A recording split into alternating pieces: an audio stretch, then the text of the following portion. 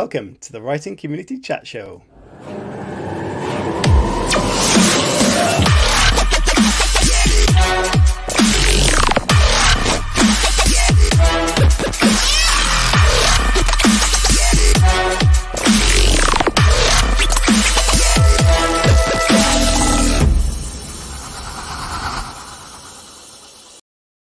Hello everybody, and do we have a great show for you guys tonight? In fact, there's a few surprises going on. We've got a guest on and we've got a co-host that is not Chris Hooley. There is not a massive reason for that other than this is kind of a duo from a certain publisher, so that's going to be very interesting to look into, and it's going to be exciting as well because it's a bit of a change up and that's going to be pretty fun. Happy St Davies to you all in the land of Wales, which is where I'm from, and Dydd Gwyl Dewi Hapus, which is Happy St Davies Day in Welsh for you guys. It's nice to see that we've got a guest on who has a name that sounds very Welsh on St Davies Day. However, he is not indeed Welsh, but it is quite similar. I'll introduce our co-host first of all, and then we'll get into the usual stuff that starts the show. So please, ladies and gentlemen, you will definitely recognise this person from previous shows if you've been around for a while. Welcome, Kristen Bailey. Hello. Hi. I'm co-hosting. No. Co-hosting? Who's that? How are you doing? How's things? Yeah, good.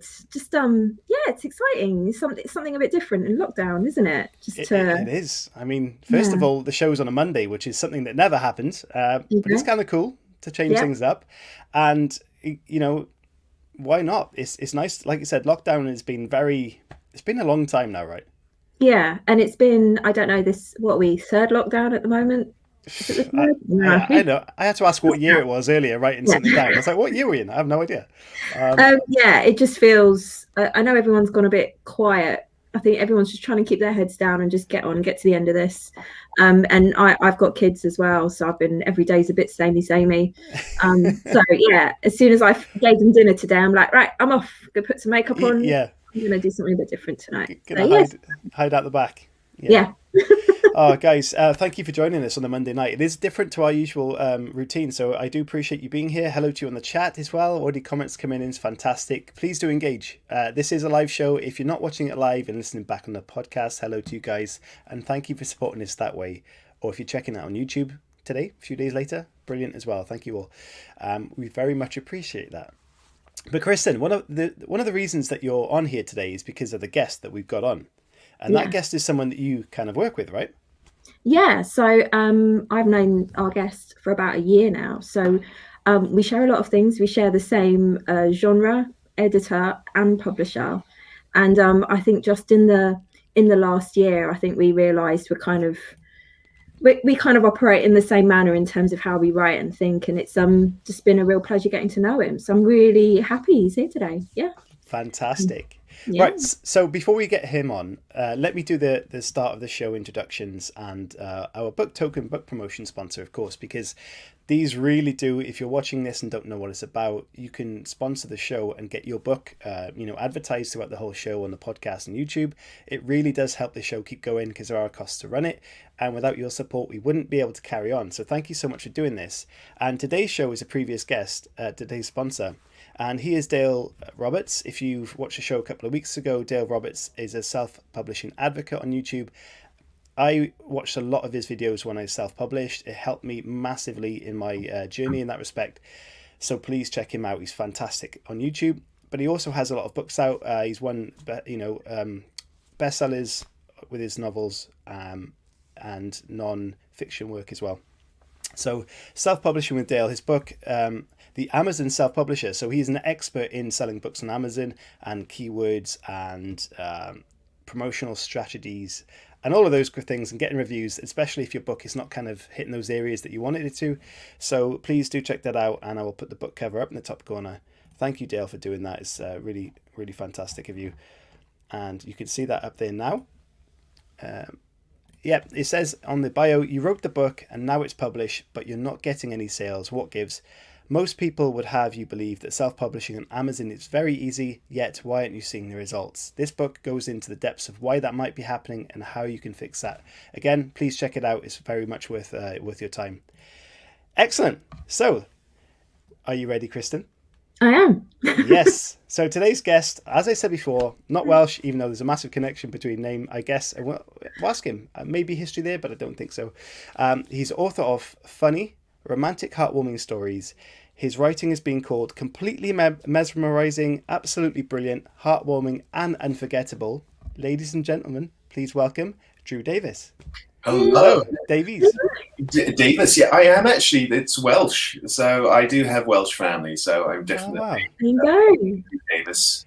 And people want to say Davies. I grew up in New Zealand, where we want to elongate the vowels for about 45 minutes. It was like Davies. So I actually changed it. Being the sort of the posh upstart in New Zealand that I was, I decided I wanted to be Drew Davies. Because it sounded more clipped. And then when I got back to Britain, I realized that's actually the Welsh pronunciation is Drew Davies. So I'm constantly correcting people. I'm like, it's Davies. So that's how Welsh I am. Yeah.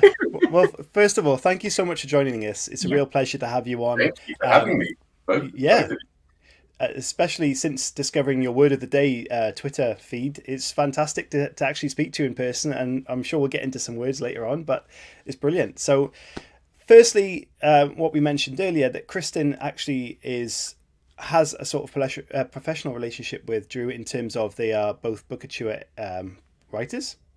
Yeah. And, we even mentioned before that you go as far as sharing the same editor and things like that. So it's a real interesting connection for people who are not in that circle.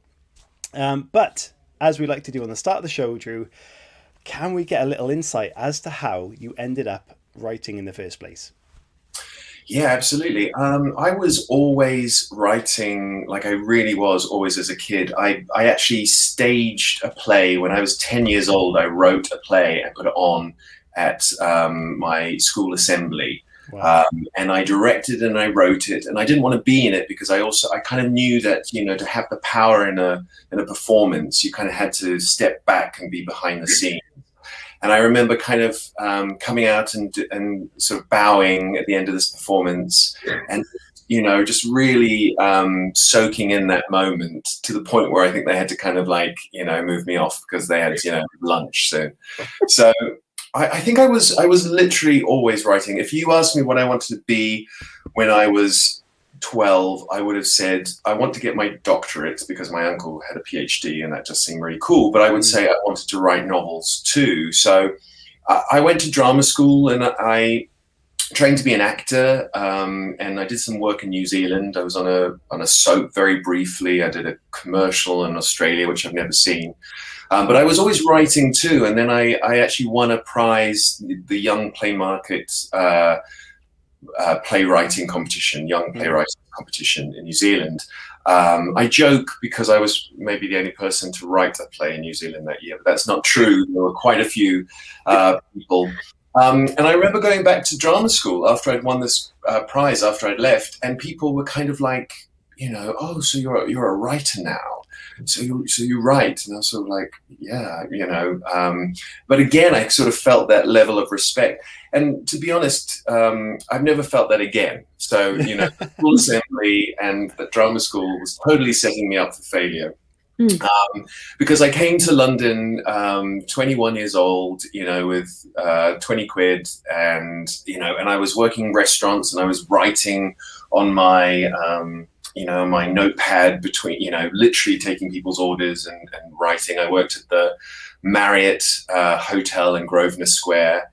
Almost got fired because I was constantly late. And I sort of worked in my 20s basically with sort of theatre because it was something tangible. I knew kind of acting a little bit better, and I knew, hey, I can kind of get a performance up and running. A film or a book are these incredibly, complex things that you need a whole kind of support system around. So I really kind of focused on plays, thinking it was easier, in inverted commas. That's not the case. So I took a show to Edinburgh. I did a one-man show, which was kind of puppetry with a PowerPoint projector. One-man show. Was very, very odd. It was odd for Edinburgh Fringe. So that just you. People were like, what is going on? I hope someone's got a video of that. Yeah, is there footage of this? I don't know if they do, fortunately. And I produced, again, I directed a show that I'd written in London.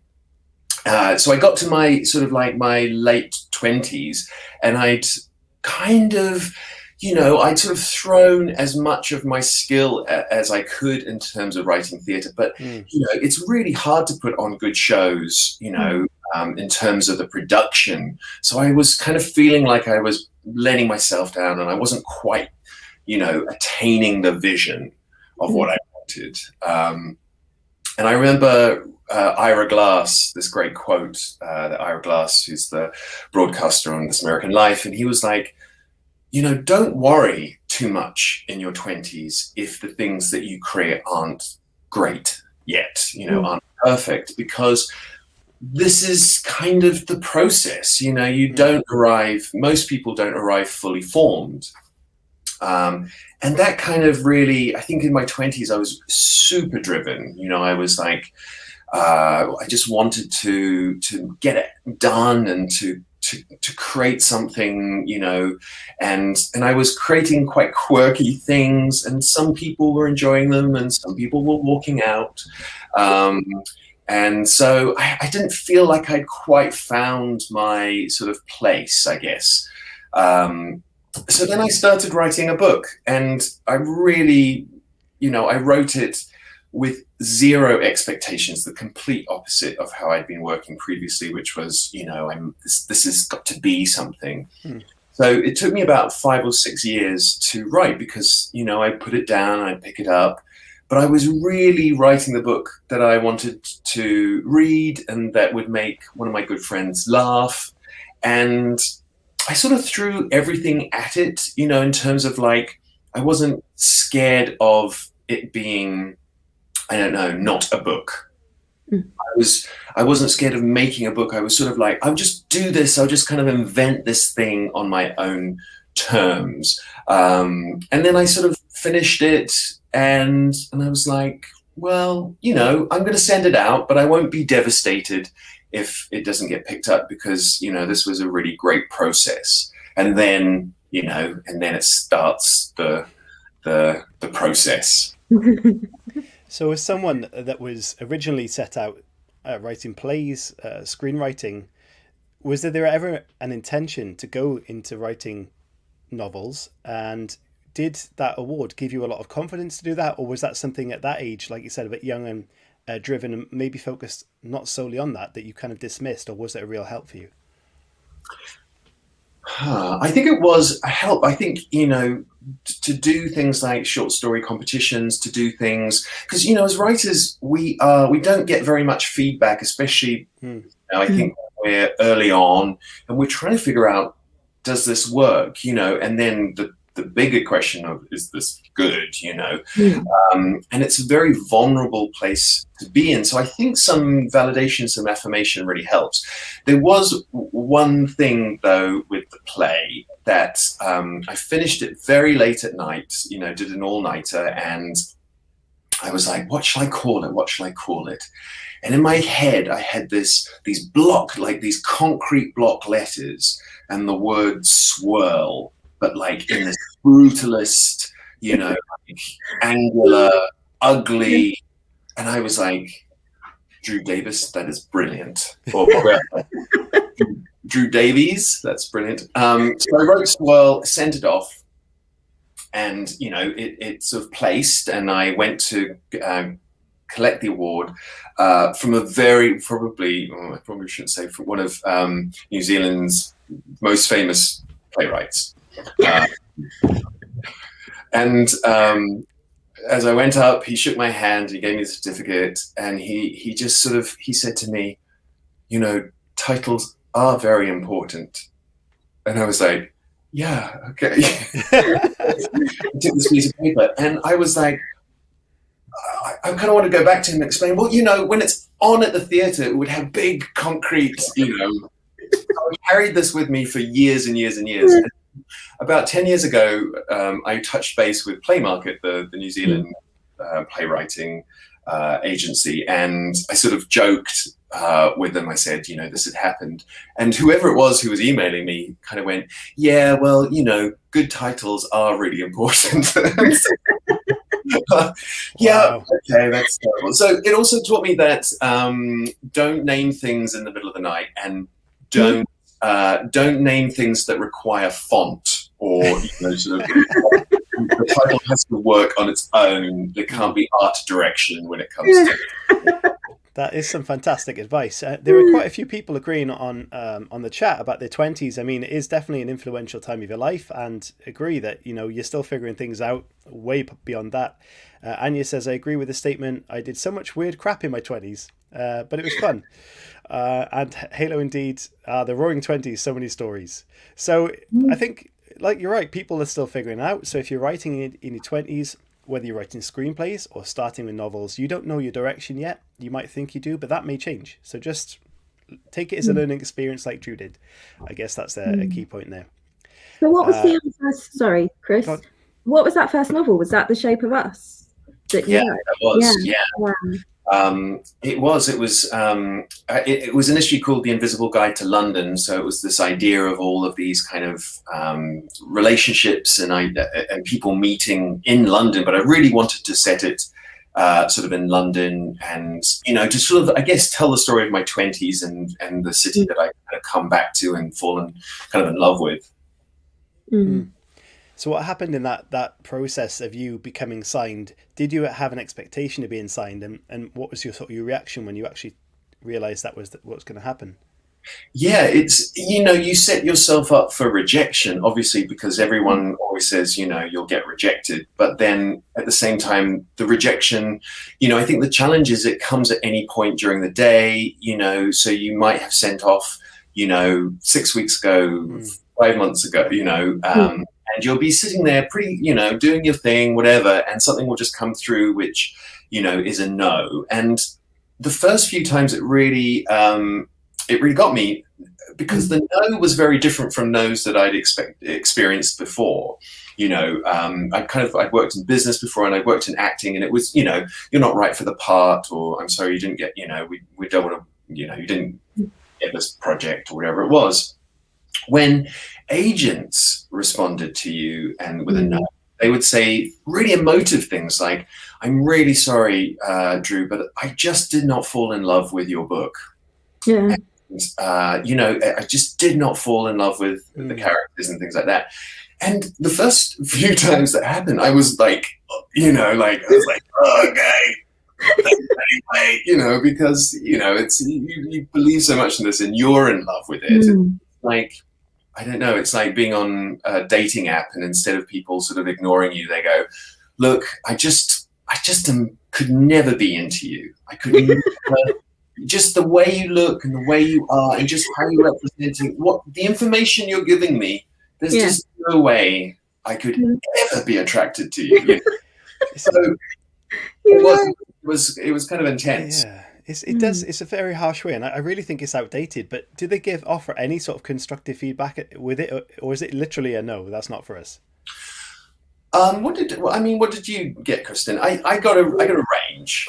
Yeah, you get a mixture. So, like, back in the day when I was submitting, it was you actually had to send in your manuscript on paper. Yeah. Wow. There was no, this is how old I am, how long I've been doing it. And it was only in the last, I'm going to say 10 years that, people were more open to the idea of emails. And now what's worse is, so I was looking for an agent maybe about 4 or 5 years ago. You send the email and the reply comes through like literally 3 hours later. And you're like, all right, then I don't think you even read it. Oh, wow.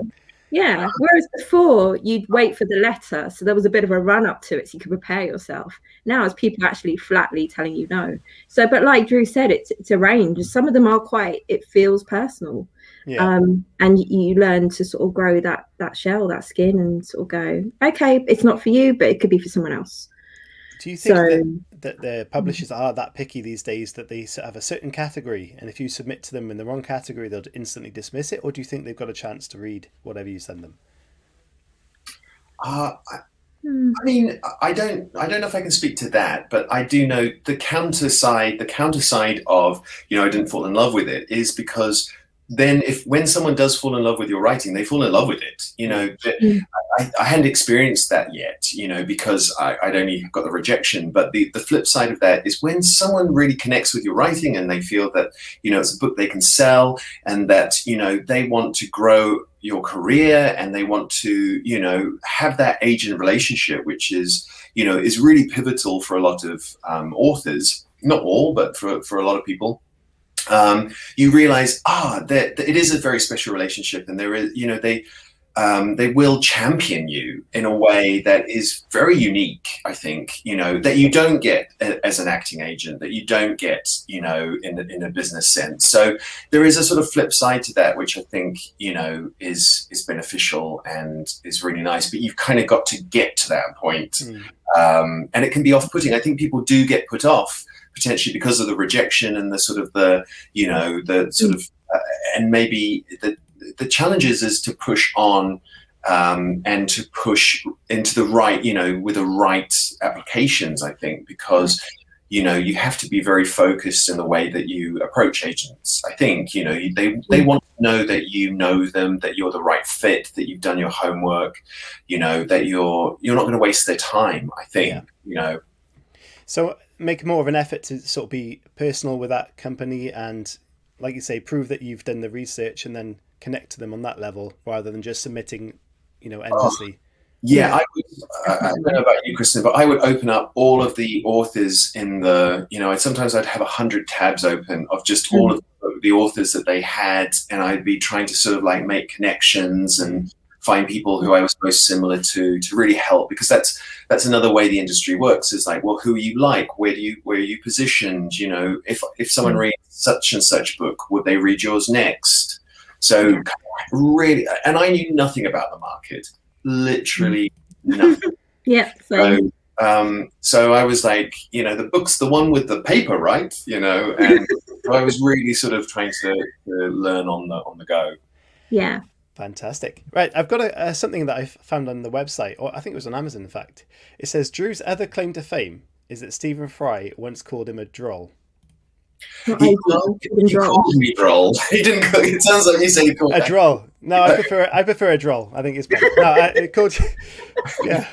Yes, I was at a party and there was a very drunk couple of people, and me and Stephen Fry, and the drunk chap was very drunk and sort of like, very demonstrative. And Stephen Fry, I always remember it because he was kind of quite interested in a sort of, he was like, where I was like, oh, quiet drunky, like with the shine.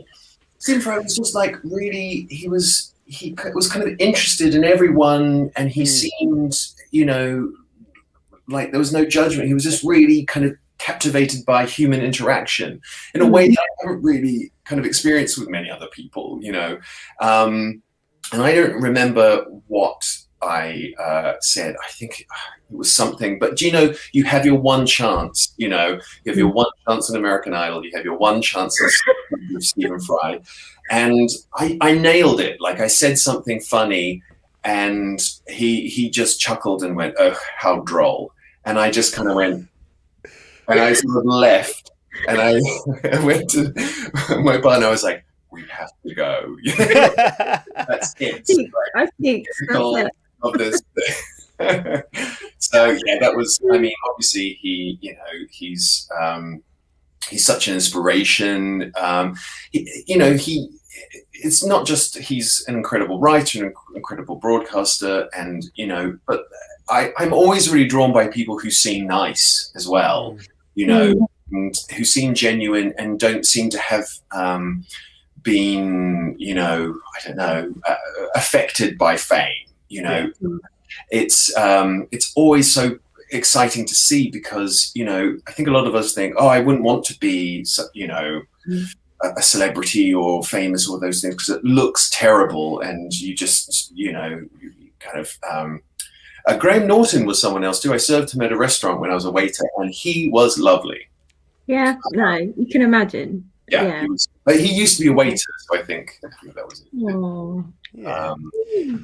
Amazing. So I kind of wanted to ask what came. So after you finished The Shape of Us, so you submitted that to agents. Yes. And then who did you find? Because you were signed with, I can't remember her name. Hattie. Yes. And then did Hattie put that out on submission and then found you Bookouture? Yeah. Yes. So I was signed initially to Blake Friedman, which is a literary agency in London, with my now ex-agent Hattie Greenwald, who's fabulous. And so so we worked on the manuscript. I think she just made it better. She just brought together strands. What good agents and good editors do, they just find the narrative, the structure, and they just enhance that. And I think we leaned more into the romance of it as well, because there was romantic stories, but we kind of, I'd done that very, I just sort of ended the book without really any sort of wrapping up, and I had hinted at things. I'd done that very, don't show or tell, just hint, and so, I think what editors do, agents do too, is they sort of draw that out, because you need to find that balance of, you don't want to confuse the readers, and you don't want to, and you want to imbue it with enough, heart or romance, or, these touch points, so we can kind of understand the story, and not really have a book that's just alluding to things. I think that's, fine, and something that's, really strongly literary, and that we want to kind of have that kind of like wonderful wash of vagaries. But I think, for something like romantic comedy, you really need to have enough romance and comedy to support that. So that's what Hattie worked with me on, because I was so green. I was really what is book? So you've just released your third novel.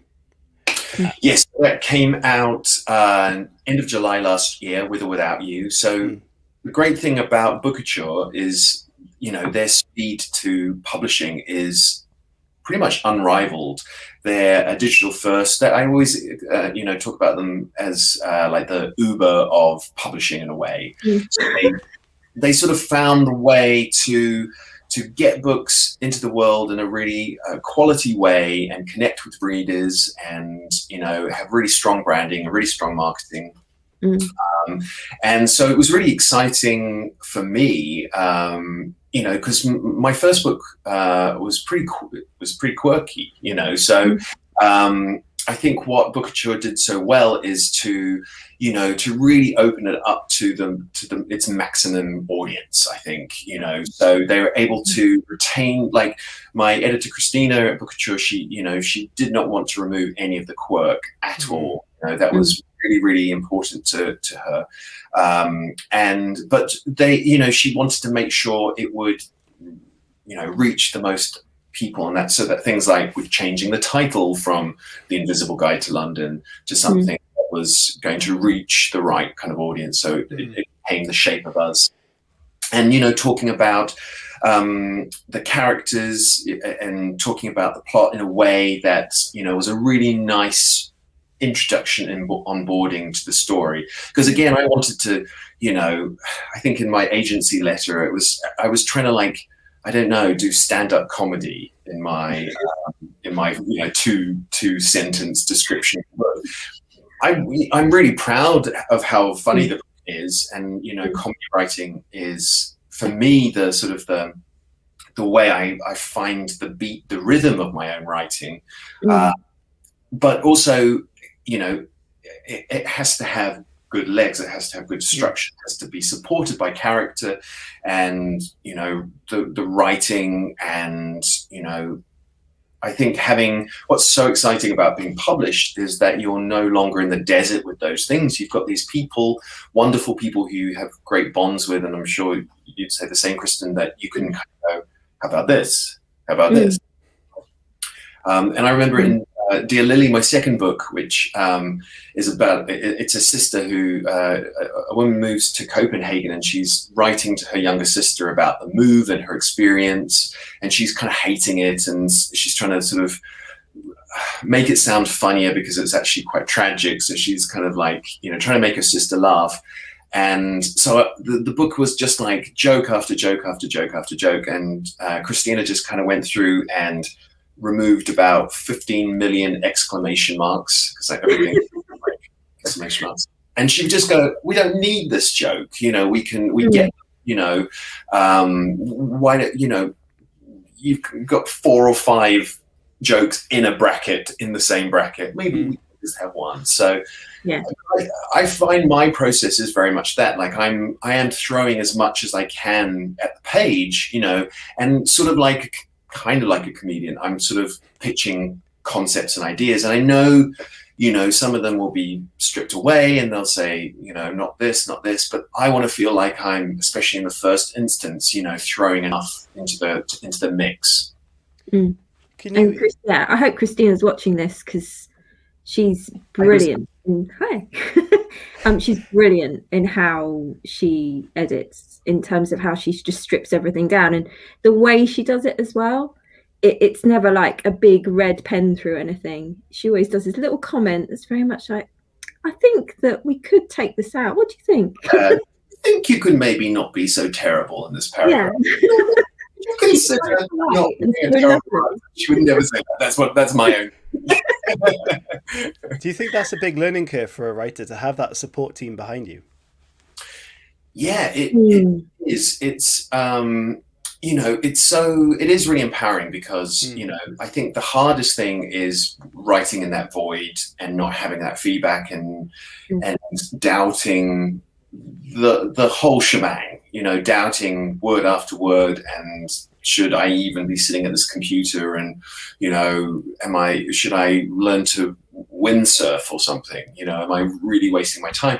So when at the very start, when you work with an editor, you're like, oh, actually, okay, so someone has invested enough to work with me and wants to publish a book, and so actually, I now need to worry about different things. There's always something that you worry about when you're writing that doesn't go. I think that sense of like, I have no idea, or some element of the story that you just feel if you don't nail, you will not do it justice, and it will kind of, everyone will just stand, on the sidelines and thrust their outstretched finger at you and go, j'accuse, So it filters down into different ways, but I think you do feel, supported by the team, and this extends to everyone, sort of the people doing PR, the people doing your marketing, the other editors, because it's a very collaborative process publishing now. Everyone in a publishing house has to really pitch to everyone else, and they all have to agree, for example, that it's going to work for them. And so it's, your editor is your champion, but it really is, an incredible team of people who are, helping you publish this book. And they all, care so much about books, and so much, it's a really wonderfully fertile place to be in terms of a creative person. We've got some a few commenters on the chats that are quite persistent, and this one guy, I'll bring his comments up now. His name's Chris Hooley. He says, jokes are great. Bailey knows how to make her readers cry with laughter. Never laugh so hard reading a book. So as two of you being expertise in that field, have you got any tips for someone who's getting into say comedy or romantic comedy as well, that may not feel very strong in that sense of writing comedy? How would you approach that with a kind of a quick, I guess, tip that's maybe a bit universal for people? You first, Kristen. I would say speak your truth. Kind of talk about experiences you've had. Everyone's had a hilarious romantic experience or a relationship or some instance that they can talk about. I often say I draw from my own marriage. Like the relationship I have with my husband is just one liner after one liner, and And I think if people think back and, you know, think about your friends as well, think about what people have been through. Like, I'm not saying use other people's experiences for comedy and your own profit, but you would have heard stuff. Yeah, just I think real life in itself, there is a lot of comedy to draw from. Yeah, great. What about you, Drew? I think, you know, it's the play against, isn't it? Like the funniest situations are when we're really trying to be earnest, you know, when things are kind of high stakes. And in The Shape of Us, there's this scene where Chris is getting ready for a date and he decides last minute that he is going to trim his pubic area, you know, because he's going on a date, really likes this girl called Daisy, and he kind of looks in the mirror and it just all seems a bit out of whack, you know. So he does, but it kind of goes wrong, and he's got the time pressure, and he has to make this kind of like Sophie's choice moment of, do I leave it as it is, which is terrible, I can't find the charger, so it's basically a hack job down there. Yeah. Or do I risk it with like a wet blade? Wow. That is a dilemma. That's a dilemma. But you know what? Oh man, pubic hair removal in any sense is always funny. Yeah, but I think it's, you know, it's because we want, you know, it's removing, you know, doing body grooming is it is funny, but also the element of like, well, you know, the parents are about to show up, you know, and also then, okay, so I actually never did a call back to it, but then like, what happens to the pubic, you know, it's in the flat, you know, so you've got something now comedic that you can come back. If he were to bring Daisy back to his flat and there's this sort of like, she's like, do you have a dog? You know? No. So, you know, everything is an opportunity for comedy. I like to take things as far as I possibly can and have callbacks and kind of trying to keep my, you know, the comedic ball in the air. Sorry, that was brilliant. No, that's fine. And what we'll do is we will move on to the next part of the show. Please, guys, if you've got questions for either of these fabulous people, please send them in now. I'm not going to put that comment up. Send them in to the chat right now and we will ask them shortly. But what we'll do is I will introduce a new writing community family member, as we always do. And then I will announce which book we're buying for the Twitter 50 follower thing that we are doing. So the new family member, and I'm going to play the little video because Chris said last week I should have played it. But I will, just to please him. No, I won't. That's because I can't find it. Was it even that video? I don't think it was it? Yes, no, I have got that.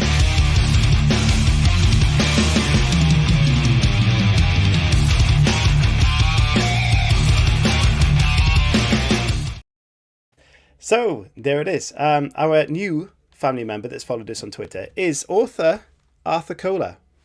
Is that his name, Arthur Kohler? If so, that's a great name. He also writes screenplays, and he's a speaker author. He wrote D. Kenza Murder Mystery Series, and he's got 388 followers. So if you guys would wonderfully like to follow him on Twitter. But Drew, what we like to do is send this person a GIF on Twitter of kind of anything random in the world you want. So is this something you would like to send this person? A GIF or a gift? Oh, this old dilemma. A GIF, a GIF. Oh, a GIF. No, I'm just kidding. I don't call it that. Yeah. Oh, see, if you know anything about me, I rarely use GIFs. I'm not a GIF. I like receiving GIFs, but what GIF? I mean, there's a topic we've been talking about, but there's always a Parks and Recreation GIF. Do you know what I mean? Okay. And I for every occasion. Yes. Oh, I know. No, but that's my favorite GIF is the dog smells something and it doesn't like it and it goes like that and hits it with its paw. Okay, guys. Whether you're watching this now or listening back, if you can find author Cole, is at _ARTHURCOLA.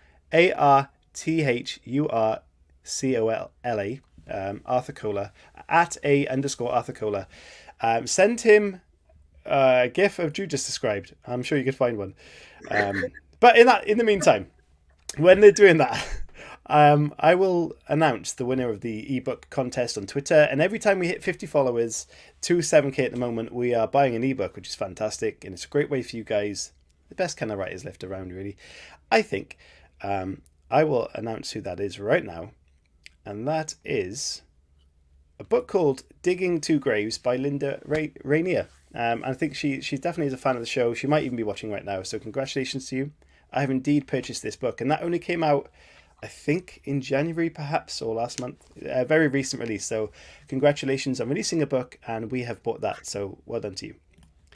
Excellent. So questions, guys, send them in, and we will get on with those. Drew, before we do move on to that very quickly, I just want to chat about something very quickly. I know we've gone over time a bit already in terms of this half of the show, but you do on your website, you mentioned a lot that you do a lot of volunteering with things like Bernardo's and that sort of nature. I think it's absolutely wonderful and fabulous. Why is it that you feel like, as a person, need to get into that world of volunteering and helping people?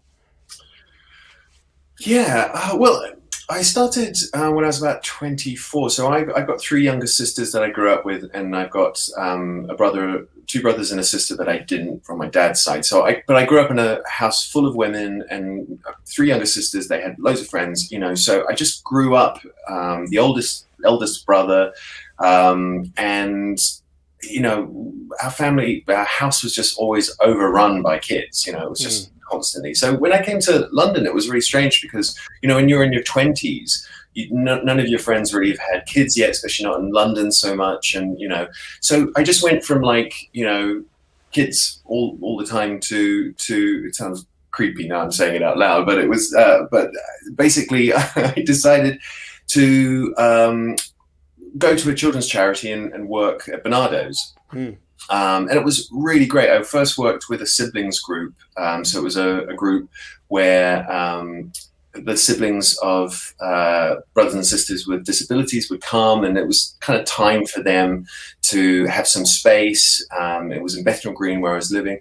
And I just basically went from kind of project to project. So I worked as a befriender too. So I was taking disabled young people and differently abled young people out for once a week for years. And it was just a really nice way to connect to, families and to young people in a way that, your 20s doesn't really allow you to. Because I've always really liked, I've got huge amounts of patience. So this is part of my comedy too, but I can do this same shtick for the chagrin of many over and over again. And I can literally play pool. I can play cards for hours. I'm like a kid like that. So I think it's that level of focus that I have when I'm sort of playing or when we're doing something like that really sort of centers me and that I really sort of enjoy. So I was doing the Bernardo's volunteering really until I think about a year ago, when it just became a little bit too much with the writing and everything as well. But then since COVID, I've been working kind of in the community here with older people, so like buying groceries for a neighbor and doing sort of like volunteering kind of more locally, which has been really great too. And for me, it's just, it's always about connecting outside of my, my experience and my friends and family, and feeling that sense of community. And I think that's always been really important to me, and I think I write books too, which are about connection and neighbors becoming friends and people becoming family, and sort of, so I think those, those types of relationships are really interesting for me in fiction too. I'm always surprised by the friends that I get, I'm very sort of like friendly like that in a Kiwi way. And sometimes British people have been like, this is too much. I've got all my friends. Thank you very much. Because I'm like, wow, you're great. We can have, we'll have a barbecue and we'll do this and we'll do that. I also have stickability. Like I did Bernardo's for every week. At one time I was linked to 2 young people So it was like 2-3 hour sessions on a Saturday for years. Like there is just something about me that I can go, yes, I will commit for 15 years. And I think also that's, again, why I write books, because a book is a big investment. But, you know, it really, thinking back on it, and I'm teetotal now, but I remember there were a few times that I remember kind of going out on a Friday night and being a little bit hungover the next morning. And I remember one of the young people just looking me in the eyes and going, "Did you go out drinking last night?" I was like, "Yeah." I had a few drinks. I'm really sorry. I'm fine. I'm not drunk now.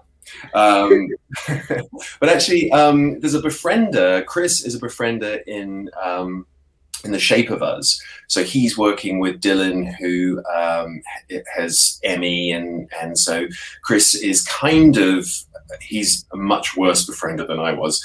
But I kind of put that into that role to kind of explore that too. And Chris is like the ultimate big brother. He's big and goofy, and he just sort of like wants to help, but he's kind of terrible at it too. Which is why I said, you know, I wasn't as bad as he was.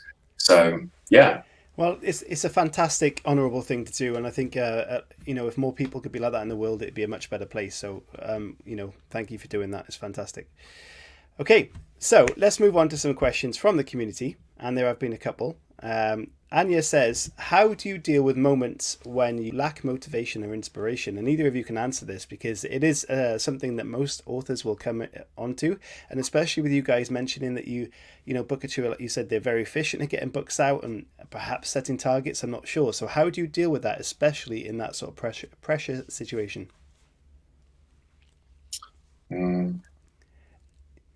What do you think, Kristen? You know, the one thing I've learned about writing is never to force it. I know some people, when they have blocks, they have to write through it. I need to walk away for a bit, and not just be staring at a screen. So sometimes it's just about walking away, and it's just about doing something completely different. So whether I'm out walking or watching a movie or something, just getting inspiration and just a time out from it. I think that would be my advice. So that's how I deal with it. What about you, Drew? Yeah, I think that's really key too, you know, to just go some days, hey, it's not working. And I always know those days when I'm in that mood, because I can't ever figure out what to wear to leave the house. Like, I know I need to leave the house. I don't have any clothes. And I'm like, that's it. I know I'm in that space of like, you know, resistance and nothing is great. And I'm just like, you know, get out of the house. Doesn't matter. Just put anything on, get out. And I'm like, I don't know where to go. It's like, just get out of the house. Yeah. I personally have found too that, you know, I have a lot of resistance when I'm writing, often like, this is no good. You know, what are you doing? You know, they're going to laugh at you on that podcast tomorrow night, you know. And I mean, what I'm always amazed at is that when I read it back the next day, there's always one thing. There's one thing that I can, you know, at least that just sits kind of okay on the page. So I hold on to that now, even, you know, if I'm setting a target of words and I'm like halfway through and I'm like, you know, it just feels like so much work. I'm just like, well, just keep going. And sometimes I feel so petulant, like I'm typing like 600. 601, 602, you know, I'm really forcing myself to stay, but there never not been something the next day that I've gone, oh, actually there's something there. It's not fully formed, but you know, I can use it.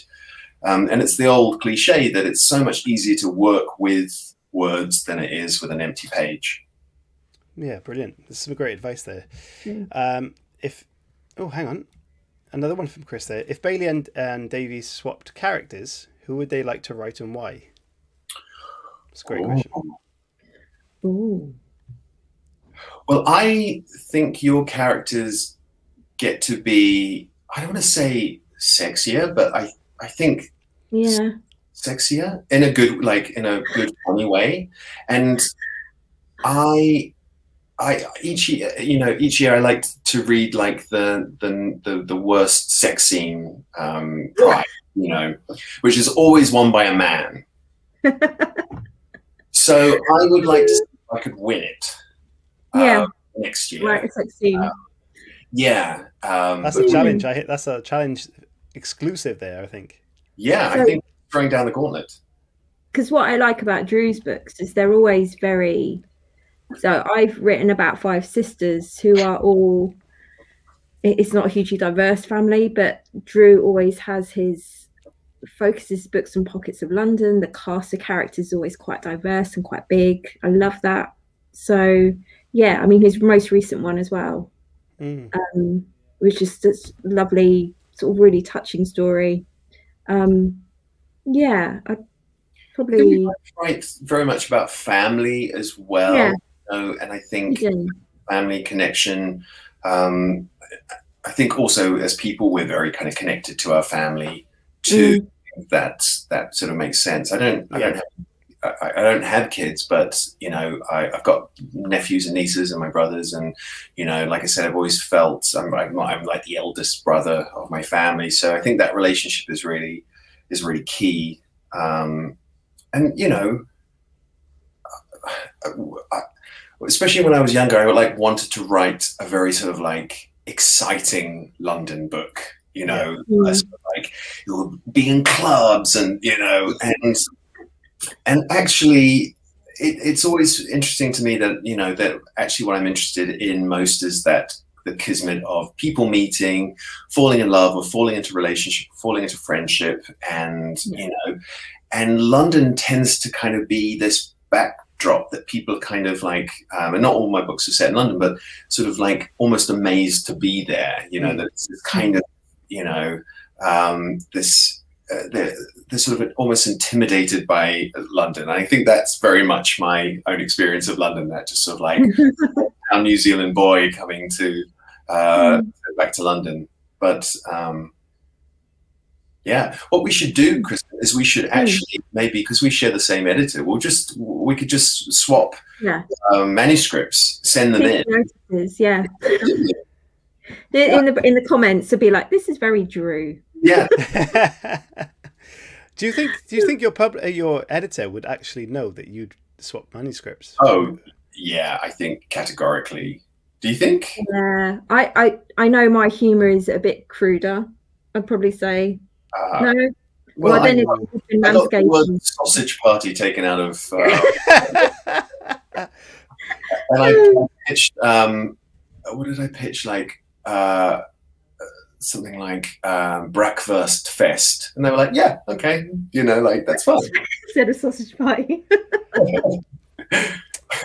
Well, we'll have one more, and then we will finish off with the little quiz I set for you guys. So let's have a little look. Halo Scott, what's the weirdest place you've written, and what scene did you write in that place?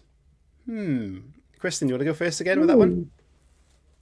I don't know. I think when I was writing my first book, I wrote mainly off a laptop, and I had a little baby.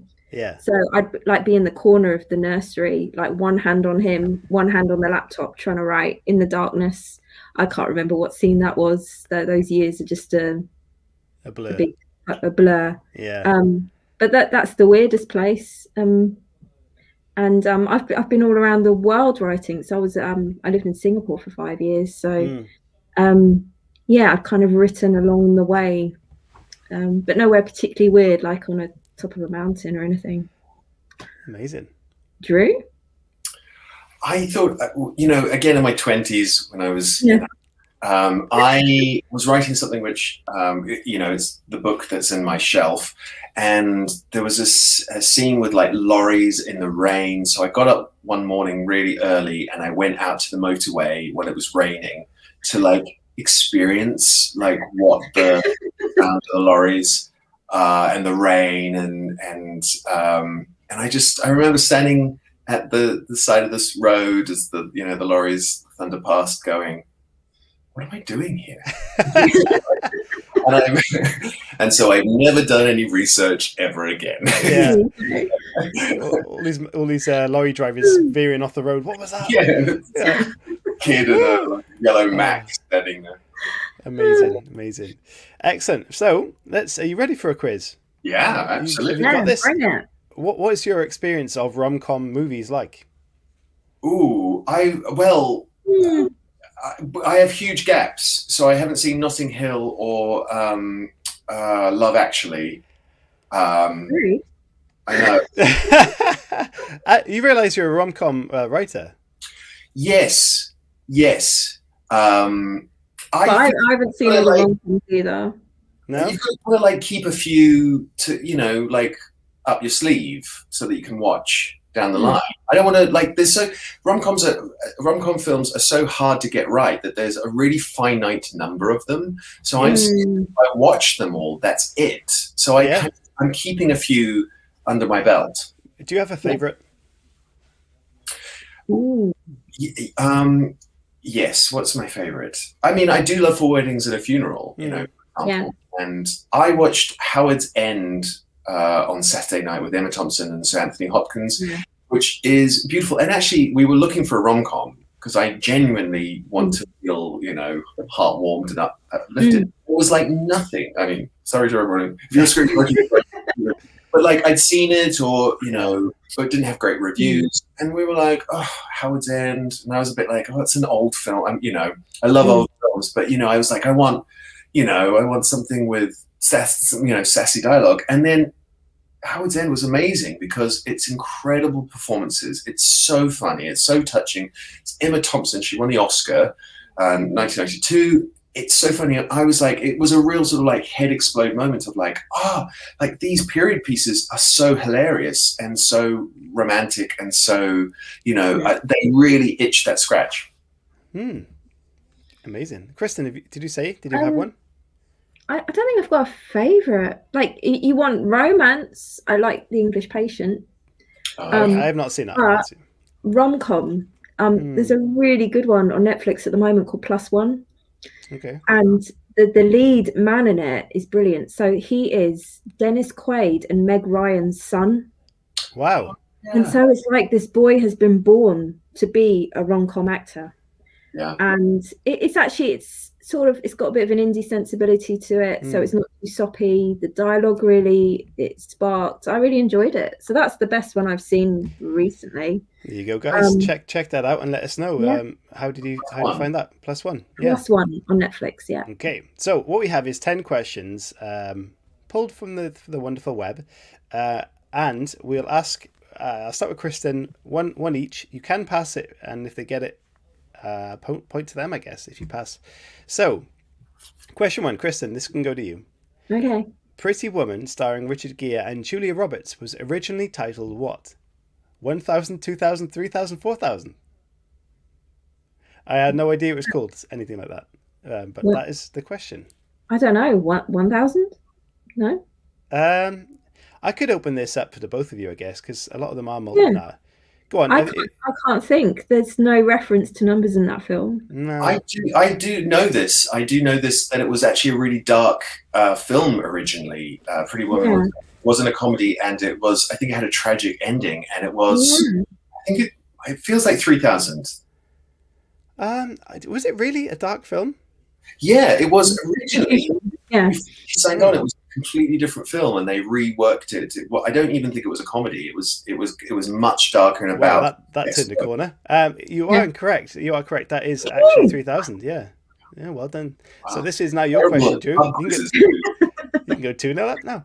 In which 1999 film did Drew Barrymore star as Josie Geller, an insecure copy editor for the Chicago Sun-Times? I know this one because I love it. It's never been kissed. Well, it's not really your go-to answer. Oh, Kristen. That's good. Oh, sorry, was it Drew's? Oh, please, I didn't know the answer, so that's great. You answered them together. It's never been kissed. You were correct. That's 2-0 to Drew. I'm sorry, Kristen. You jumped the gun there. This is now your question. Your question, Kristen. Okay. Too excited.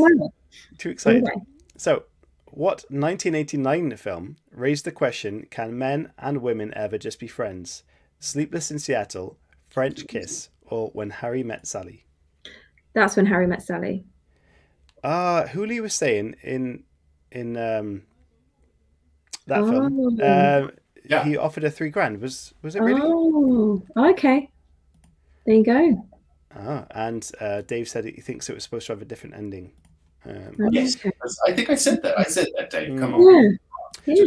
Yeah. When Harry Met Sally was correct. Did you get that, Kristen? Yeah. Yeah, I did. Cool. So back to Drew.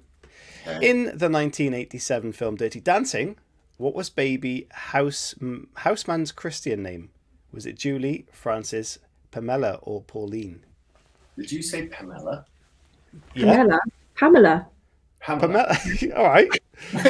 Tomato, tomato, and all that. This is my secretary, Pamela. Oh, that's the second word I've got on. Well, what was it? I can't remember what I said to you earlier, but that's the second thing I've got wrong tonight, but it's fine. I do it all the time.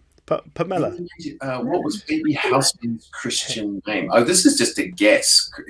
I feel like Julie Christian. That is incorrect. I'm going to pass it to Kristen. She can level this up now. I think it was Frances Houseman. Was it indeed Frances? The answer is not Pamela. It is Frances. Well done. That is 2 points each. Yes. And now it's back to Kristen. So see if we can get this now. Which of these movies doesn't star Tom Hanks and Meg Ryan as an on-screen couple? Notting Hill, You've Got Mail, Sleepless in Seattle, or Joe versus the Volcano? That would be Notting Hill. It will. That was a nice easy one for you, as you've seen it, and Drew has not. Yeah. So that's 3-2. She takes the lead, and then back to Drew. Where do Tom and Summer have their first non-date in 500 Days of Summer? A park, IKEA, or a record store?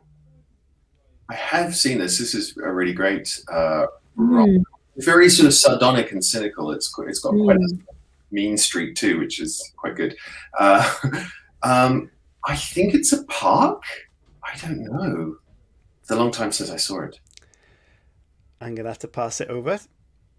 Kristen? I think it's IKEA. Is it?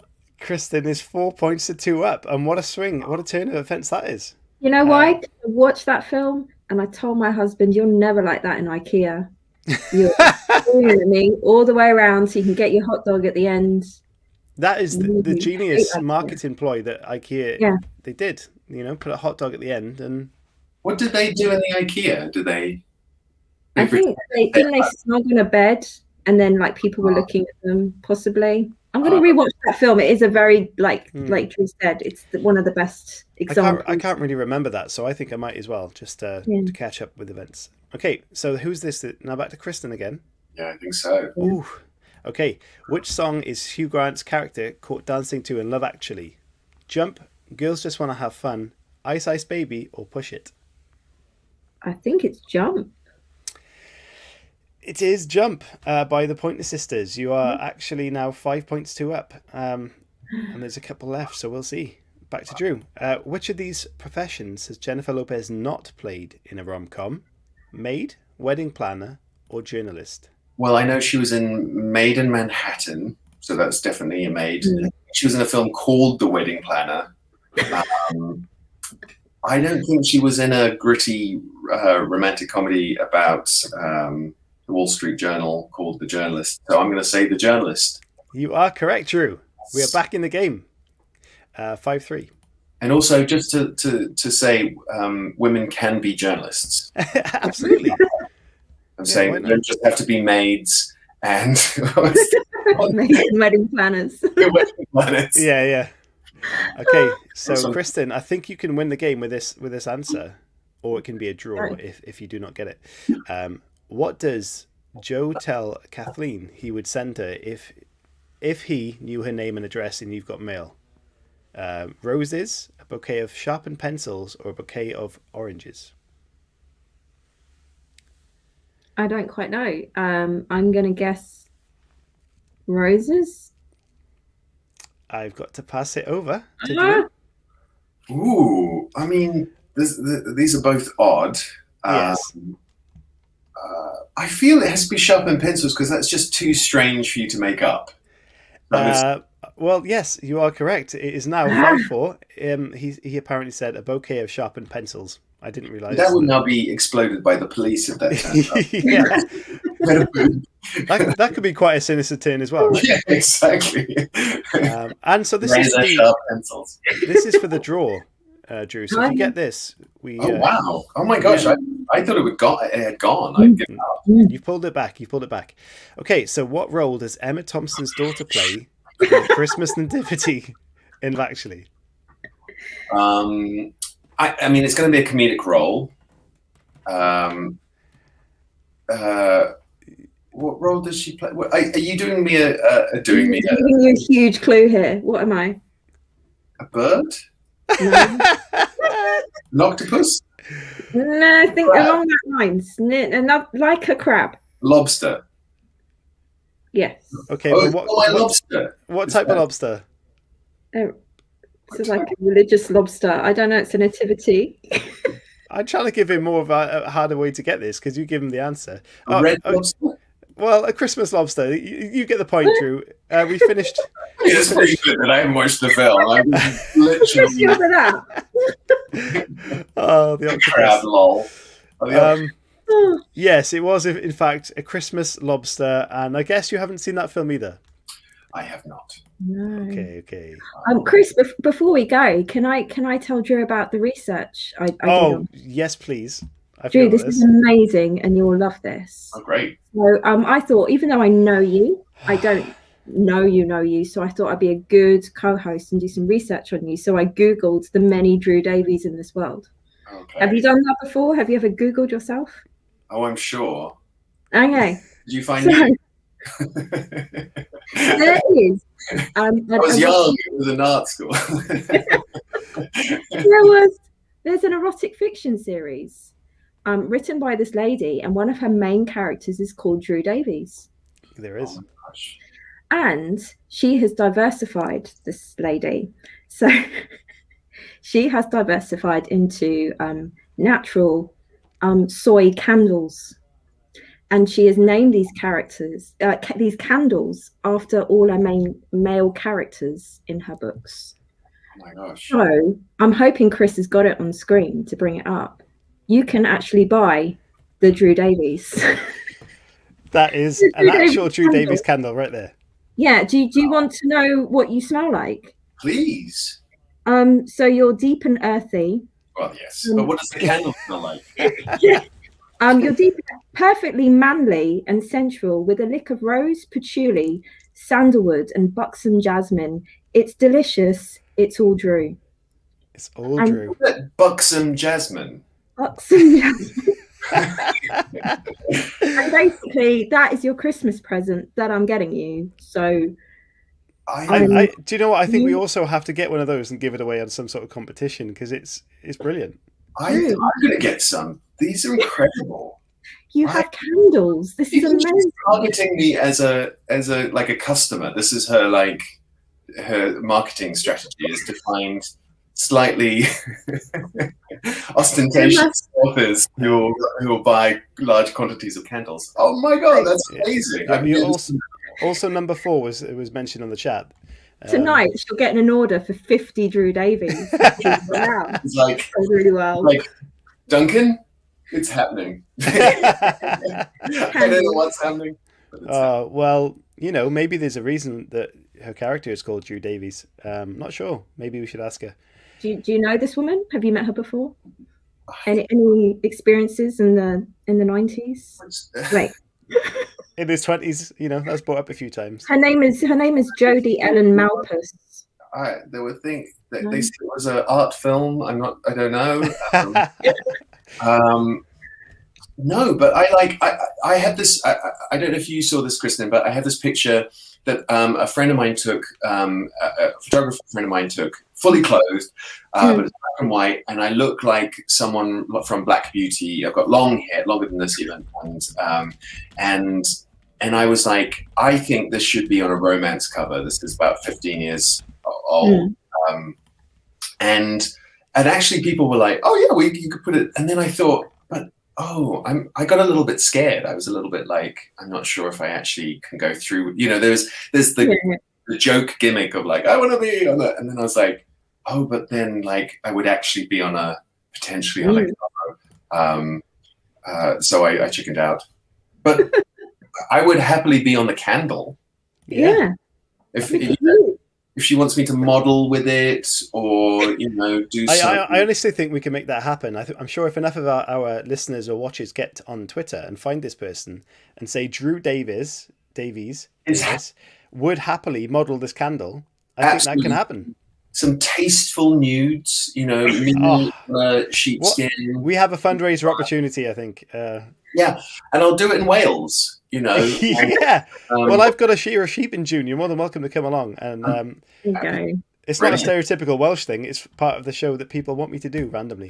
I think they were being quite prejudiced. But anyway, fantastic. So before we do go, I forgot we were so busy chatting. We didn't even talk about your book, what is actually involved. So can you pitch it very quickly? And I will put the link up to the show in the description and stuff that people can find it. Yeah, so With or Without You is about a woman whose husband is a taxi driver. He has this really terrible accident and goes into a coma. And so Mrs. Dixit has to sort of deal with her husband being in a coma and starts to sort of unravel the mystery of her marriage with him for the past several decades. So she's kind of trying to figure out actually what happened. So there was a passenger in the seat. Why was she sitting next to her husband and not in the back seat of the cab? There's sort of interesting things that are happening at the taxi company too. They've been because of Uber and things like that, they've had to start delivering sort of packages that are a little bit untoward. But also she's starting to really unpack her relationship with her husband. Now he's gone and she's by herself for the first time. They've been really, really tight-knit. They've been in this really kind of quiet, beautiful in lots of ways relationship. He says of his own relationship writing skills. But so it's about her loneliness, but also how that changes her relationship with her husband. So she's kind of trying to solve a mystery, but she's also kind of unraveling in a way at home on her own in this weird sort of cyclical way of days, going to the hospital, coming home. And I wrote it way before lockdown, but it was interesting editing it when we started going to lockdown, because I was like, this is my life right now. Like I go from the sofa to this really small pared down life. So she's having that. And she gets befriended by her neighbor who's kind of loud and rambunctious and sort of helps her on this journey. So it's and then, as happens in books, stuff happens. So it's a really, I think it has some kind of slight thriller aspects of it too, but it's also about, finding that quietness in relationships and how that can be really a really powerful healing, place. Amazing. So if you go to www.drewdavisauthor.com, you will find Drew's work there. And on Amazon, anywhere else? Is it anywhere else, or is it just on those main platforms? Yeah, it's on paperback and ebook through Amazon, yes, and I think some resellers, but Amazon is the main one. Yeah. Fantastic. Well, thank you guys so much for joining us on the chat. And if you're watching this back or listening back, thank you very much. Please do support our authors that support the show. So Dale Roberts' book, How to Publish on Amazon, the Amazon self-publisher. Please do check that out and give him the support. Kristen, can't thank you enough for joining us. It's fantastic to see you and representing Bookouture and what you guys are doing and bringing out some fantastic work. Thank you so much. And for you guys, we will see you on Wednesday for another great show. We can only thank you for showing up. And Drew, thank you very much for being here. Thank you so much for having me. This was so much fun. Thank you so much. Brilliant. Yeah. Guys, stay safe, look after yourselves, and we'll see you soon. Thank you. Bye. Bye, guys. Bye.